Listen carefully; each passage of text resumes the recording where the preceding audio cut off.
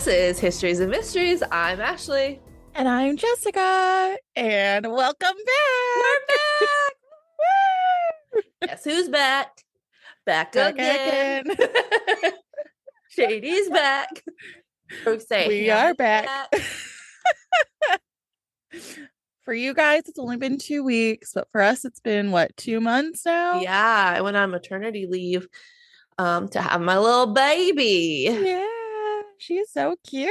She is very cute. I might be biased, but I think she is the cutest baby girl that's ever come out of me. Didn't want to offend anybody. Very smooth. For those of you that don't know, I have a son. She's my only baby girl. So we are so excited to be back. yes. We missed everybody and we hope you missed us. I know it's been 2 weeks, but oh, your eye makeup is on point. Oh, thanks. It's gorgeous. Thank you. You're welcome. I shop at Sephora once a year. Nice. And I got some stuff at Sephora, so that's very pretty. For anybody who isn't watching us, she has gold eyeshadow and some awesome eyeliner on. Thanks. I'm also wearing like an RCMP Moose shirt. Very Canadian. Because you're Canadian. Yes. So I am going to be doing oh my gosh, I forgot how we do this. Ashley is going to be telling us about Lake Lanier. Lake Lanier. Yeah. That is not how it's spelled, but okay. And I'm going to be doing the story of Paul John Knowles, or the Casanova killer. Oh. So super fun. So I just got this new camera and it keeps like it focuses for you, but it keeps like, woo. See, it just did it. Yeah. I might have to turn that off. I think because you moved your hand. Maybe.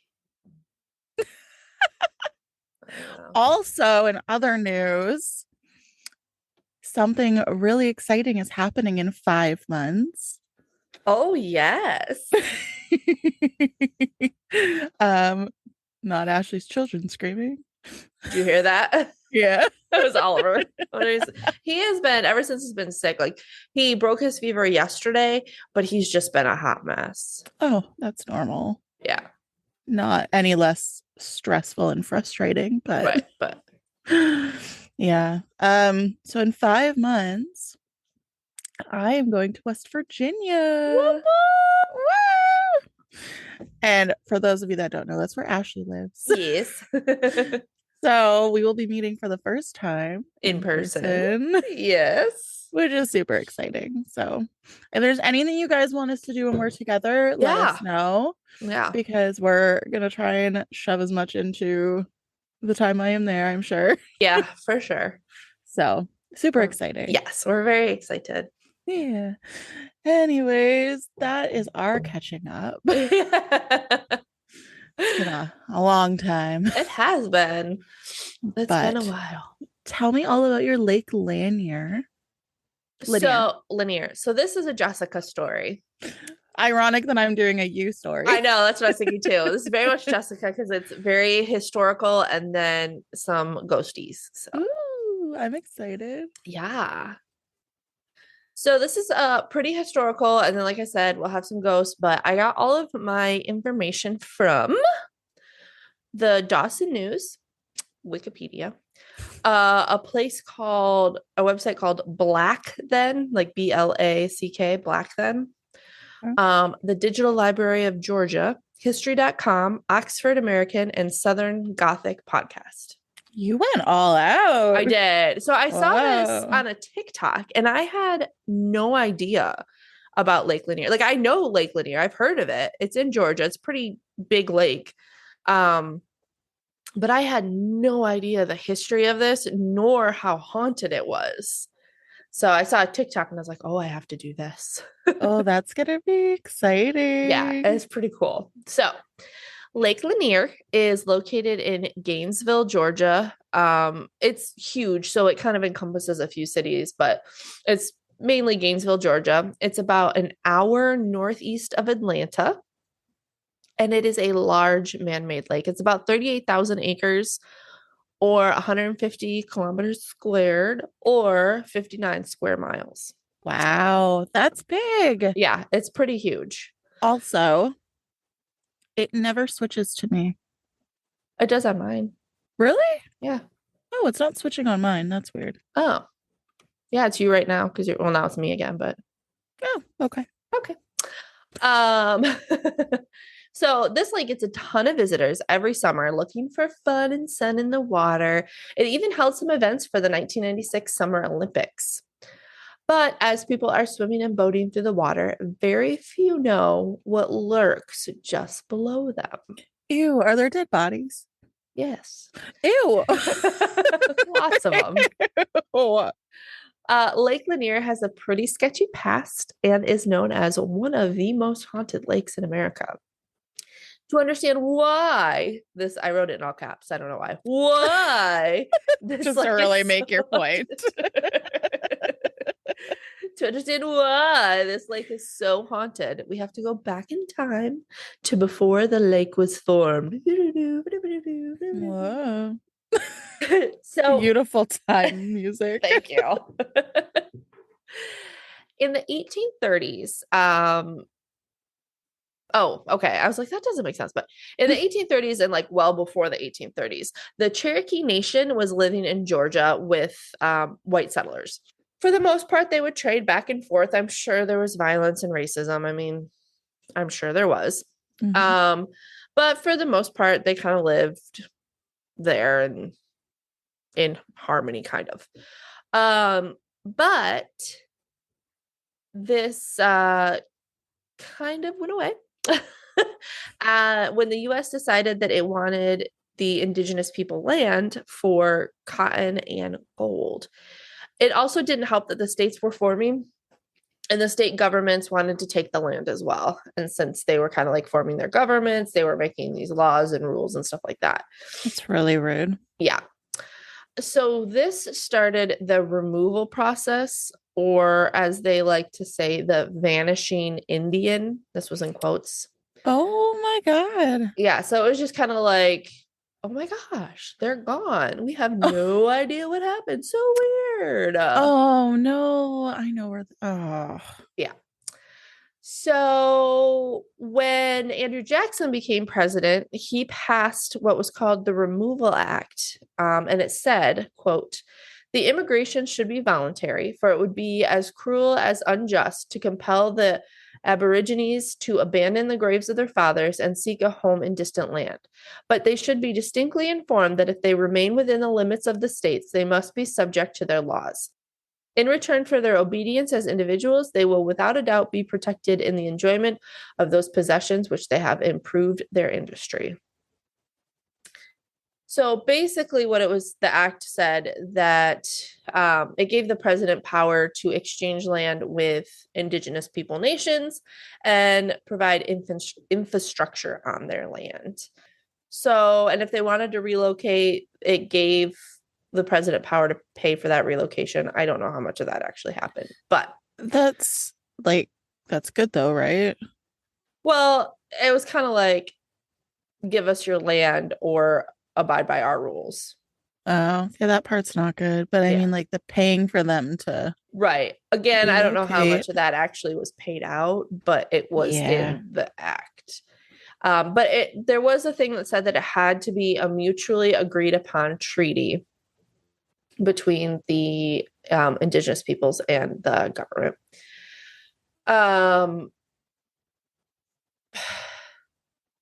and the removal of them obviously was just steeped in racism. And President Andrew Jackson wrote, quote, we it will relieve the whole state of Mississippi and the western part of Alabama of Indian occupancy and enable those states to advance rapidly in population, wealth, and power. It will separate the Indians from immediate contact with settlements of whites. So basically saying like they're holding us back, and once we get rid of them, we can prosper. Ew. Yeah. I hate that part of history. Yeah. I think it's just absolute trash. Yeah, and the story doesn't get any better at any point. So Amazing. um Welcome back. yes. It's a tough one. So in comes the Treaty of New I don't know how to say this. Echota, Echota. And this treaty gave the Cherokee Indians 2 years to move to Indian territory. I say that in quotes. That's what they called it back then, aka Oklahoma. And it was signed by the Cherokee people, but it was signed by a minority political faction called the Treaty Party. And most of Cherokee Nation did not agree with this and did not want to sign it. And it was not signed off by their principal chief or the Cherokee National Council. So how, like, why was it legitimized then? Well, because the government wanted them out. So like, oh, you signed it. It's good. Bye. Ugh. So it was signed into law. And they were like, hey, let's appeal this. And the government was like, nah, this is going to stick. So then they brought it to the Supreme Court. And the Supreme Court was like, you know what? You can't do that. This is not an okay treaty. But the government was like, we don't care what you say. And so they said, this is going to stick. Get out. Those that didn't get out were rounded up by state militias, which I'm sure you could assume was not a peaceful roundup. No, I don't think it ever was. No. And they were forced to head to Oklahoma on what we know as the Trail of Tears. Whoa, I've never heard of that. You've never heard of the Trail of Tears? No, and I didn't even know Okay. the native territory was Oklahoma. Yeah, back then in this particular instance, they were sending him to Oklahoma. So the Trail of Tears was a trail that Indigenous people were forced to take, and many, many, many, many people died on it. So that's why it's called the Trail of Tears. And from this population, over 4,000 people died on their way there. Wow. Yeah. So that started in that area. So that's one little fun thing that happened there. I have a question. If Why Oklahoma? I don't know. I'm not sure. Oh, I think okay. because it wasn't like we hadn't traveled that far west yet, maybe. And so it wasn't like inhabited yet. Oh, that's okay. Or there wasn't any stuff there that they wanted. I don't know when we started our Western expansion, so I could be completely wrong. But Okay. all right, so let's fast forward to some more awfulness to the year 1912. Oh, This is just 43 years after the 13th Amendment abolished slavery was ratified, but it was still 52 years before segregation ended. mm-hmm. There was a small Black community in Oscarville, Georgia, which is one of the main areas of Lake Lanier. And it is located in Forsyth County. At that time, there was an estimated 12,000 people living in Forsyth, with about 1,100 of them being Black. And 58 people in this population lived in Oscarville, and most of them were landowners. They were farmers, while some of them still worked as laborers in like nearby towns. Mm-hmm. Here in this tight-knit community, they were able to create a life for themselves and started to become known for their awesome churches, specifically two pastors named Grant Smith and Levi Greenlee Jr. They were, quote, spiritual leaders and outspoken advocates for Black residents. That's nice. Yeah. And according to the New Georgia Encyclopedia, that is where that quote came from. Okay. I started that as a new sentence, and I didn't mean for it to be a new sentence. Oh my gosh. Lovely. So, these pastors helped to bring the community together, and even were able to collect some tithes from some white people in the nearby city of Cummings. And the Georgia Newspaper Project called it a strong Black community.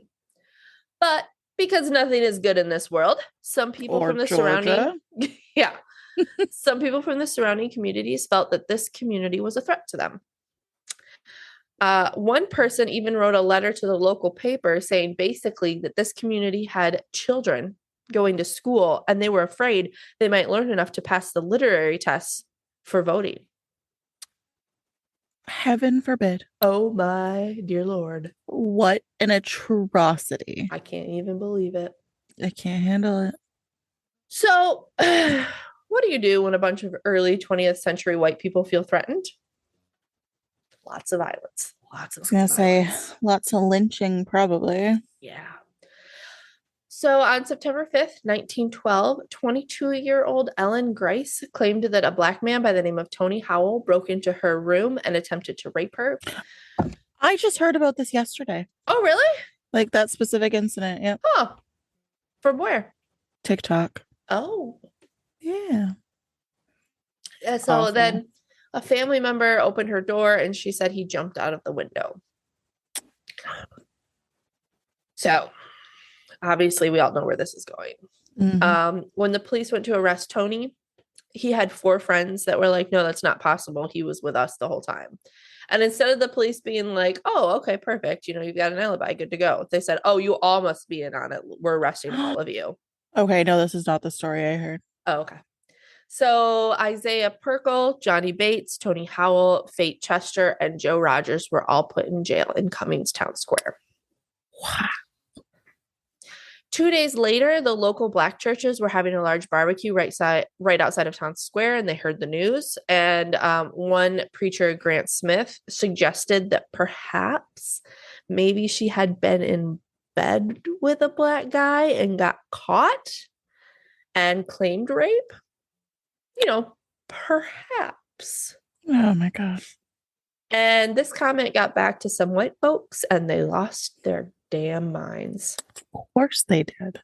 They grabbed Grant and they started to beat him and whip him with horse whips. And the sheriff arrived and actually pulled Grant out half dead to safety. But the crowd demanded that Grant either be hanged or burned alive. And the sheriff tried to plead with the crowd to leave, but they were not having it, and they stormed the courthouse. Thankfully, a deputy named Mitchell Lummis locked Grant in a vault so that the crowd couldn't get to him. Then the white people started to hear rumors that the black people were going to dynamite the town. So they sent their families home, and the men began to patrol with guns. What the fuck is wrong with people? Yeah. The governor was called for help during this, and he sent in 23 National Guard members, and the sheriff also sent the 5 men who were arrested, along with Grant Smith, the preacher, to the Cobb County Jail for safety. But I don't really understand why he sent Smith to jail. Grant didn't do anything. He just said that maybe there was a rumor, like... I think it was probably just for safety to get him purposes. Out. Yeah. Couldn't I send him to like a nice bed and breakfast or something? No. So the lynch mob wasn't deterred, and they went to the new jail, to kill them.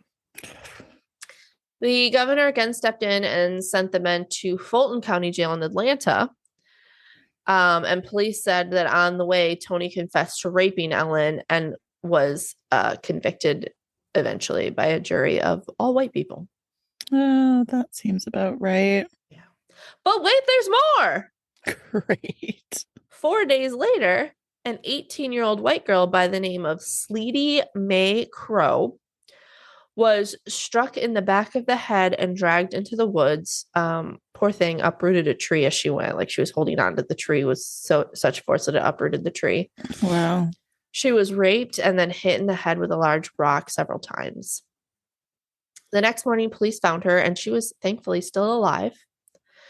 And they also found a pocket mirror that they believed was owned by a 16-year-old black boy named Ernest Knox. They arrested Ernest and took him to a nearby jail in Gainesville. But on the way, he was mock lynched to draw out a confession. I didn't know what mock lynched was. Do you know? I was just about to ask you what it was. So when you get lynched, obviously you get hanged. Yeah. Mock lynching is they put the rope around your neck and like hang you, but not till you die. Ugh. So they drew out his confession. Of Shocker. course they did. So an all-white mob began to form outside the Gainesville jail in the middle of the night. And so they had to transfer Ernest to the Atlanta jail. Like, do these people not have lives? Like, what are you doing going from jail to jail? I know, Like, right? Like, do you not work? yeah, do you not like need to be at home cooking dinner for your husbands? Like, come on. So apparently there was Oscar Daniel, who was 17, Oscar's sister Trussie Jane Daniel, who was 22, and Jane's live-in boyfriend Robert Big Bob Edwards, 24, and a close neighbor were said to have gone and viewed Sleety's body. So like the rumor was that Ernest went to them, was like, hey, come help me. They went to see her body and they were thinking about disposing of it in water, but decided it was too dangerous to move her and just left her in the woods. So they were all arrested too. Amazing. They were taken to the Cummings jail where a mob of 2,000 people had formed. Are you kidding me? Eventually, the mob grew to 4,000 people. Oh my God. These people really have lives. No lives. They were able to get into the jail and they shot Robert Edwards. The others were hidden by a police officer, so they were safe. But the mob took Robert's body, dragged it through the streets, and hanged him from a telephone pole in the street square. His body was so mutilated that early newspaper accounts identified him as Ed Collins instead. Wow. I just, I don't understand how people think that, one wrong equals them doing something Doing even whatever they worse. want. Yeah. Yeah, like something 10 times worse. Yeah.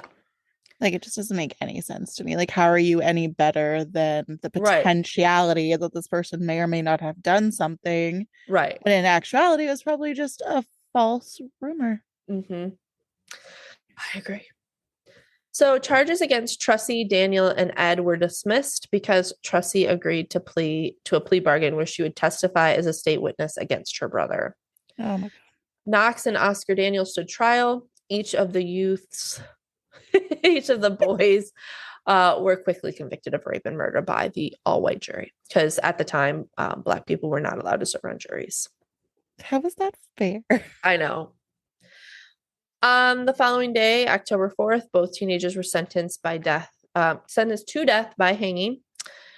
But at the time, state law prohibited public hangings, so it was only viewed by the victim's family, a minister, and law officers. And they erected a fence around the gallows so that people couldn't see because it wasn't supposed to be public. But the night before, someone burned it down, and a crowd between 5,000 and 8,000 gathered to watch the young boys be hanged. Wow. So the crowd was 5,000 to 8,000 people. At the time, the population was only 12,000. So that was the majority of that town. That's insane. I don't know, like how morbid and like hateful do you have to be? To go watch someone die. Yeah. Yeah. And like very intentionally burn down the blockade that would prevent you from seeing such a horrible thing from happening. Especially two young boys. I mean, yeah. It's not even like they were hanging adults. So all of this violence spawned what was called the Night Riders, which sounds cool, but is in fact awful. This group of white men rode their horses around the streets at night and shot into Black people's homes. They burned or sometimes dynamited houses, and they even burned all of the Black churches. Cummings' mayor sent a letter to the governor imploring him to declare martial law to protect the Black families, but he refused. So the violence continued, and almost every single Black person in Forsyth County was forced to flee. Isn't like, pardon my ignorance, but Georgia is still like a very anti, right? Yeah, I think Because they're a southern state, right? Yeah, and I think they're generally Republican, which generally a bit more racist. Sorry, Republicans. Yeah. Okay. So Oscarville, the original city in this story.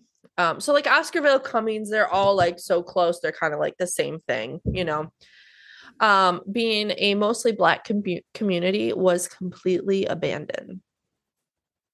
Then a lot of that land was given away to white people or just abandoned. Like nobody ever did anything with it.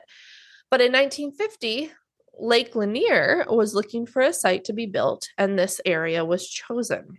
Many people were offered money from the government for their land. And so some of those lands have bills for sale. So like you can see like where they sold it, but some of them don't. So they think that those ones that were just abandoned. Mm-hmm.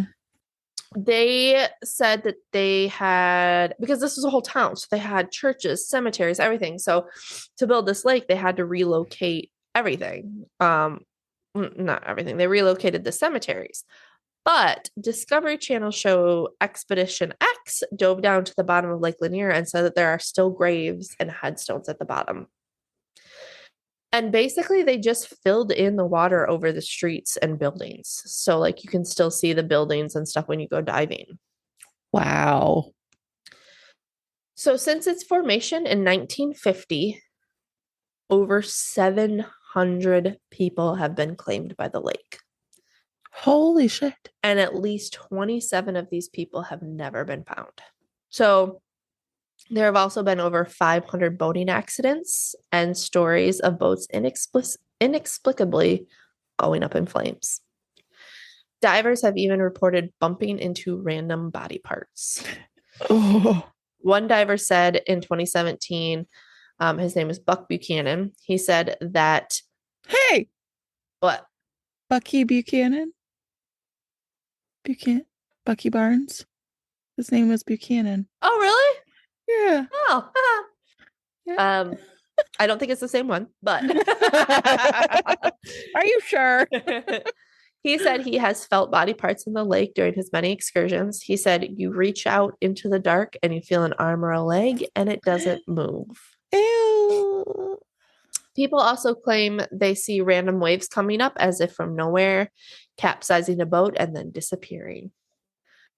Many people, reportedly strong swimmers, have drowned in the lake, and people who have survived said they felt invisible hands dragging them to the bottom. Why would you want to go swimming there? I don't know. Oh my God.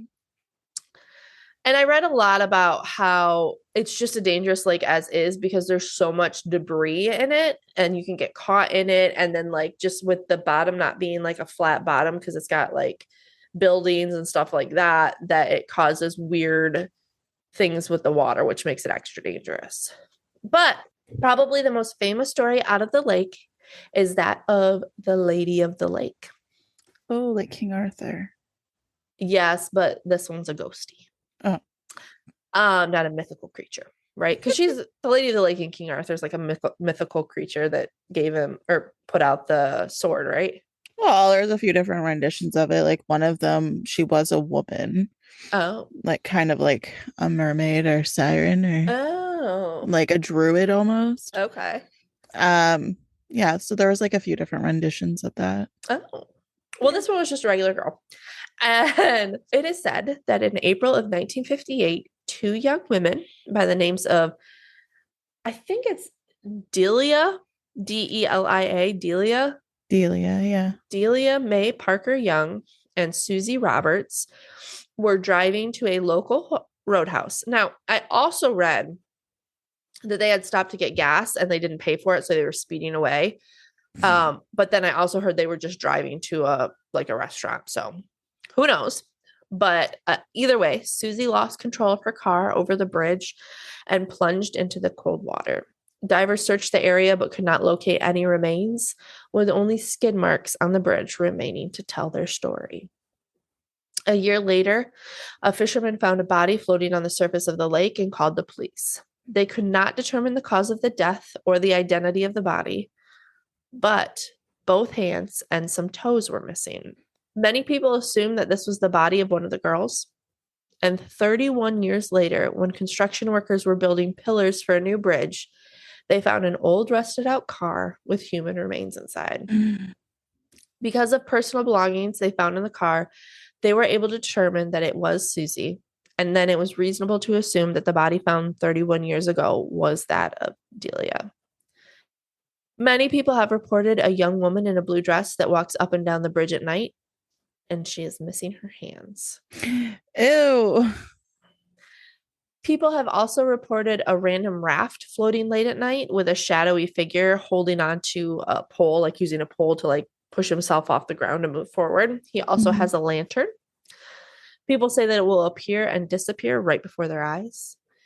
Some fishermen saw the raft around an area that was about 45 feet deep, but he was still pushing along with his pole and moving forward, even though his pole would not have reached the bottom. Yuck. As he crawled through the lake, he suddenly stopped, screamed, and jumped into the lake. Ew. After packing up their gear, because, same, they shined their light back into the area. Both the man and the raft were gone, and the lake was calm as if no one had ever been there. You know the part I hated most about that? It's the fact that he was crawling. Well, I just use that as like he was moving, like crawling, like going slowly. Well, gross. And that, my friend, is the story of Lake Lanier.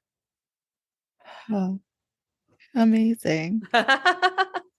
I don't understand why people still swim in that lake. Right? If you are well aware that there are dead bodies floating in the waters, why would you go in? I don't know. Like, I don't get it.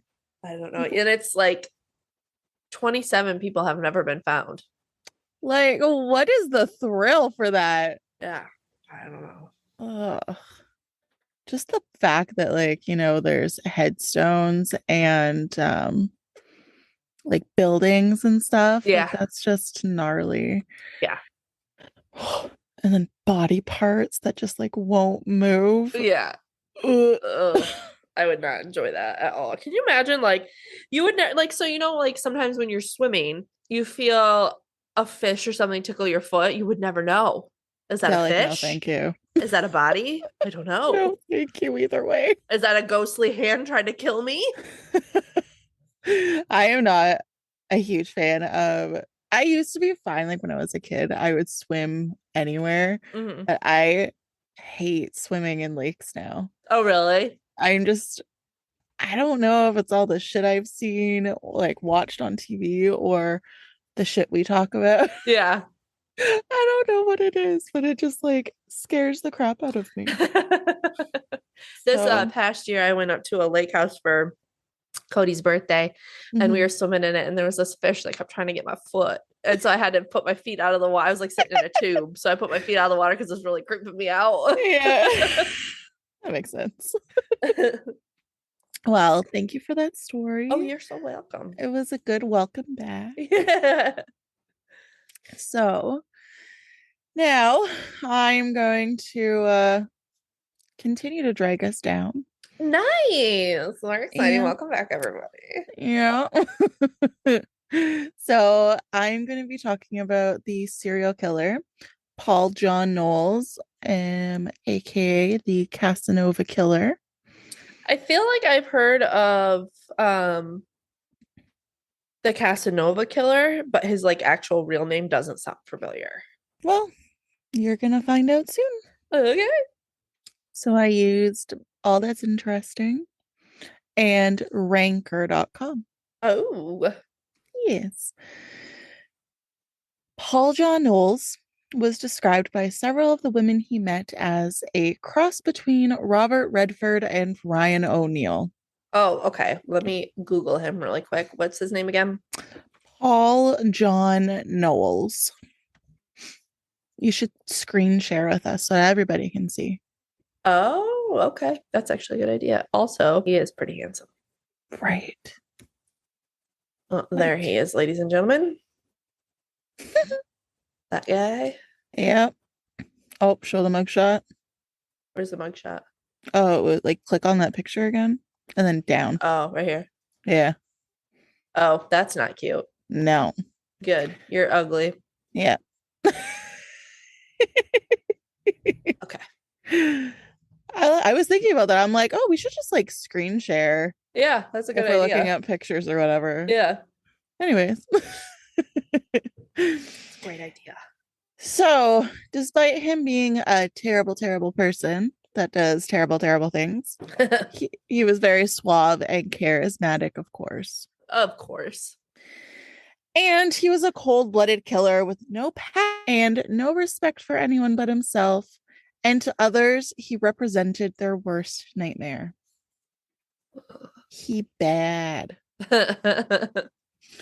He traveled all over the country for many years, accumulating charge after charge, which eventually escalated to murder. Well, So he didn't start out murdering people. mm. Between 1954 and 1974, Paul John Knowles established quite a reputation with police. He began his life of crime in 1954 when he was just 8 years old, starting primarily with petty theft, as one does. It appears that his father had little interest in trying to help him get better after he was apprehended and sentenced for one of these crimes, which really sucks. Yeah. Like, just show some interest in bettering your child, and then we wouldn't have a murderer out there. Right? Just like the thing that you created. That'd be great. Yeah, literally. As an alternative, he placed Knowles up for adoption. Well, The boy spent his last years of childhood in reform schools and foster homes. uh-uh. I'd also like to make it clear that we're not blaming parents for creating serial killers. It's just, it is like a very common pattern. Yeah. So, Yeah. And I've often thought, and tell me what you guys think. Maybe I'm crazy, but I've often thought that if you're horrible to your child, like you abuse your child and they go on to do horrible things, you should have some culpability in it. yes. Like, I feel like, yeah. Like you Yeah. obviously can't control when a grown adult does. So like you shouldn't have the same like murder charge or whatever. But like if you fucked your kid up, like you should have some kind of Yeah. Or like, abused your kid or yeah. just totally neglected them. Yeah. Yeah. I agree. Wholeheartedly. It's unclear if this actually affected his mental health, but studies have shown that a child's likelihood of developing into a violent criminal increases if they are in the foster care system. Yeah, that's unfortunate. Yeah. He progressed from petty theft to kidnapping by the time he was 19, and then he was imprisoned for the kidnapping of a police officer. Oh God, honey, don't. Oh, that's a pretty big jump there. I literally wrote in brackets, friggin' ballsy. Like, come on. He was soon released, and it began a pattern that would kind of last for the following 8 years. Ugh. Brief jail terms, followed by returns for petty crime, followed by another brief jail term. And so he was just constantly in and out. Early in 1974, he was incarcerated in Florida's Rayford Prison, which is now called the Florida State Prison. He started communicating with Angela Kovic, a Californian woman, while he was behind bars. Oh no. I feel like that never ends well. It never does. I'm sure there are some success stories, but I'm sure, but yeah. Kovic was a San Francisco cocktail waitress, and she was recently divorced. So she was thrilled to have Knowles as a pen pal. And after just a few exchanges of letters, she fell in love with him. No, guys, listen. Women out there, you can do better. 100%. You can do better. Now, if they're in jail for like, they sold pot or something, whatevs. But like if they're kidnapping people, you can do better, honey. You can do better. You deserve better. You could do better. Agreed. You tell him, Ashley. I'll tell him. Soon after, she hired a lawyer who was able to get him a release and set up his flight to San Francisco to marry her. Oh no. When Kovic saw Knowles, she decided to call off the nuptials. Oh, she didn't think he was handsome? She claimed that he emitted an aura of fear, which alarmed her. Well, good for her for seeing that finally. Yeah. Her psychic had lately forewarned her about a hazardous new man in her life, in Oh, addition to this aura. oh, And the aura and the warning were sufficient enough for her to say, see ya. good for her. Good. Yep. And she was very fortunate that she did this. Yeah. Because, yeah, although I'm worried that by her doing this, it kind of sparked what's coming next. Because that evening he killed 3 random people. Oh, bummer. Like that evening he went and killed 3 Yeah. random bystanders. I mean, definitely, we're not saying it's her fault by any means. No, but I'm worried that it That sparked was like the, something. yeah. Yeah. No, the narcissistic male ego doesn't know how to accept a rejection. That's 100% what it is. Yeah. But can you imagine that poor girl? Like, she probably feels so guilty. Like, I mean, okay, first, well, she did get him out of jail, which she shouldn't have Yeah. done. But she had no idea. She couldn't have known that he was going to go and murder 3 people. Well, no, because So he she had probably never, felt pretty guilty about that. yeah, because he had never done something like that before.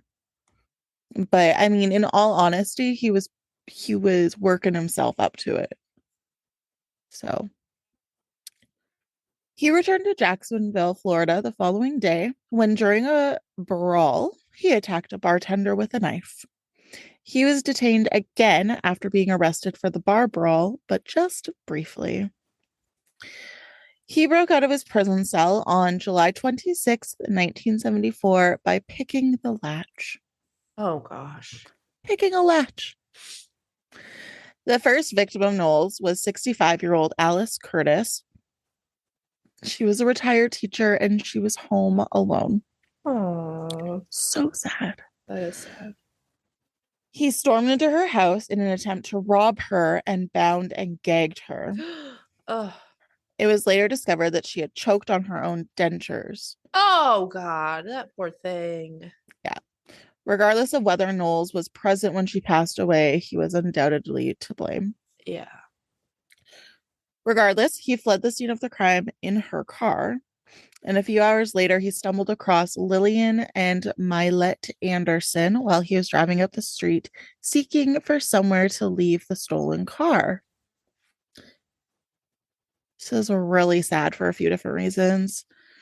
They were family friends, and he soon realized that they knew who he was. So he kidnapped the 11-year-old Lillian and her sister, who was 7 years old, strangled them, and discarded their bodies in a marsh instead of abandoning Curtis's car somewhere. Oh, poor babies.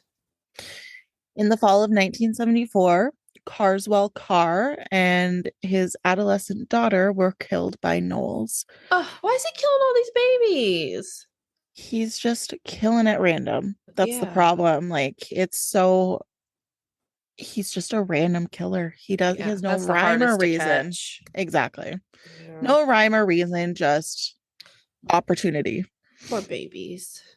Yeah. Um, for an unexplained reason, Carr asked the murderer to stay at his home, and tragically, Knowles killed Carr as a result of this error in judgment. Oh. Knowles then attempted necrophilia with the body of Carr's 15-year-old daughter, who he had previously strangled. Oh my God. He apparently failed in these attempts. However, the police would not elaborate as to how. The next day, Carr's wife discovered their bodies. Oh my God. According to reports, Knowles took Carr's clothing, wallet, and briefcase. Knowles left a trail of bodies in his wake as he made his way from Florida up the East Coast to Connecticut over the course of the following 2 months. The authorities were generally unaware of Knowles' involvement in the murders until his capture, leading to the murders being called the Casanova murders due to his attractiveness. And in brackets, I put puke emoji. Yeah. Yeah, it seems like I feel like there was a modern Casanova killer and he was like using dating apps maybe, and that's why they called him a Casanova killer. To call someone a Casanova killer just because he's nice looking is ridiculous. It's gross. It's disgusting. I Yeah, hate it. I agree. I agree. The murders appeared to have no rhyme or reason, leaving the police perplexed for most of the spree. There didn't seem to be a trend among any of the cases or even among the victims, which, like we said before, makes it really hard for the police to track him. Yeah. Former police officer Jimmy Josie outright told reporters the Casanova killer had no discernible motive or pattern. Quote, he had no compunction about killing you. Makes no difference whether he strangled you, whether he shot you, whether he stabbed you, or what. He was a martial arts expert. He was tough and he was mean. Unquote. There were 20 people found dead, of which 14 were women and 6 were men. That is also very surprising. Yep. That he killed women and men. Especially that many men. Yeah, usually they pick one or the other, or they kill the men because they're trying to get to the women, or they're in the way. Yeah. That's surprising. 3 were young people and 3 were seniors. So again, just very different. Some of them were murdered while camping or while walking along the street, while others were shot, strangled, or the victims of burglaries. Police were further confused by the fact that some of the victims had been raped while still alive, and some of the bodies had been subjected to sexual abuse. It was also just all over the place. Oh yeah, he was just doing what he wanted to do. Yeah, there was no consistency or pattern with him. No, he just got a taste for killing, and he just couldn't control himself. That's crazy. It was also nearly hard for police to set up a perimeter because the victims were killed in at least 6 separate states. Police were uncertain at the time of their search whether they were looking for a rapist, a killer, a man with a gun, an opportunist, or worse yet, all of the above. Yeah, that would. Yeah. Authorities' lone reliable tip came from a reporter by the name of Sandy Fox. About 2 weeks before his eventful arrest, Knowles tried to pick up Fox in a hotel bar. Fox spent 3 days traveling with Knowles, drunk and blissfully oblivious that she was mingling with the subject of a multi-state manhunt. Can you imagine finding that out? No. And knowing that you survived. Yeah. Yeah. That's insane. That's wild to me. Knowles, in Fox's opinion, was a dreamboat. Oh no, poor Fox. Years later, when she realized how close she had been to becoming one of his victims, it was she who made the initial comparison between his appearance and that of Robert Redford. But even though she was so close, she was unaware of it. She stated that not once throughout their 3-day bender did he display any indication of wanting to harm her. And after the two parted ways, Fox believed she would look back on their time with fondness. Yeah. Most people think Knowles let Fox go because he desired the fame, at least in part. This notion is supported by Barbara Tucker's continued existence. She was another writer who evaded his anger. He might have believed that if authors told his narrative, he could be immortalized and avoid the criminal's ending he ultimately received. Oh. On November 17, Charles Eugene Campbell of the Florida Highway Patrol identified a vehicle that matched the description of the one stolen from the most recent murder victim. Unaware that he had just cornered a crafty and skilled mass murderer, he pulled the vehicle over. But Paul John Knowles was prepared. Knowles seized the trooper's gun as he leaned down to peer into the car. He took Campbell prisoner, then fled in Campbell's patrol car and stopped another vehicle. Oh my God. It gets better.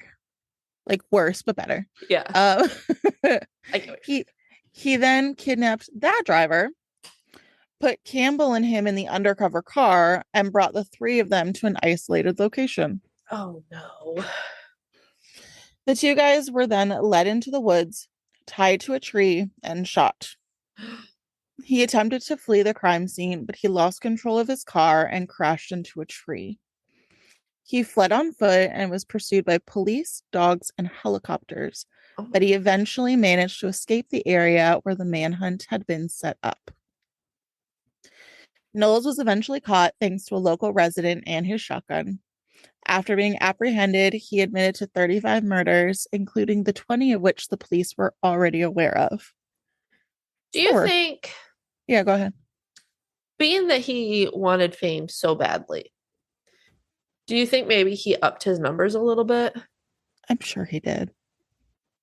Yeah. I'm sure he did. But at the same time, there was probably a few that the police weren't aware of. Yeah, for sure. So crazy, though. Either way, Yeah, that's wild. insane. Yeah, it's a lot of people either way. Yeah. Over the course of the following month, police made an effort to take Knowles on a tour of his crime scenes in order to obtain insight into the killings and assist in the search for missing victims.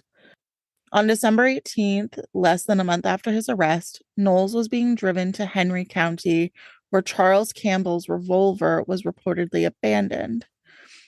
And he was being driven by Sheriff Earl Lee and Georgia's Bureau of Investigation agent Ronnie Angel. On the way, Knowles jumped Lee in the car and made an effort to take his weapon. As Lee and Knowles wrestled, the gun went off through the holster in the car, and Angel shot Knowles 3 times, killing him instantly. Oh wow. Paul John Knowles' turbulent life thus came to a violent end, just as it had begun. Even today, some of his victims are still unknown, and the reasons behind his murders have never been made public, or it's just unknown if they were even disclosed to the police in the first place. Yeah. And that's the story of the Casanova killer. He's awful and I hate him. Right? I agree. Well, that was. I always hate saying that was a good story, but it's a good story. It was just Yeah. awful. Yeah. Yeah. Oh. Yeah, I agree. I know it's always like I feel bad for saying it's a good story, but Yeah. like thank you. Yeah. Yeah. Oh my gosh. Okay, do you have any jokes? I don't. I was just looking up some. Oh, I Do have you have some. some? I have some. Oh, okay, perfect. Maybe. Oh, just kidding. I don't.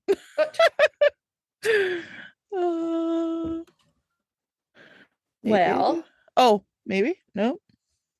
Nope. Okay. Nope. This is all all right. Well, really since it's January 2nd when we're recording this, I have some New Year's jokes. okay. Some New Year's jokes. Okay. They're so stupid. All right, lay them on me. Why do you need a bell in December? Ring in the new year. Yeah, it's so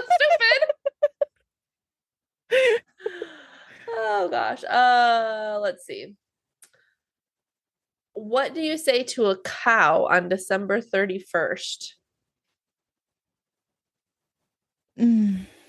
What do you say to a cow on December 31st? Move over. Oh, Happy Moo Year. oh, that's better than mine. These are all awful, so we'll end it on that. Amazing. If you want more of us lovely ladies, now that we're back, you can find us on our Facebook and Instagram And YouTube. and YouTube. Yes, that one too. And if you would like to rate and review us, you can do so on Spotify, Apple, apparently Amazon, Oh, and Podchaser, I believe. okay.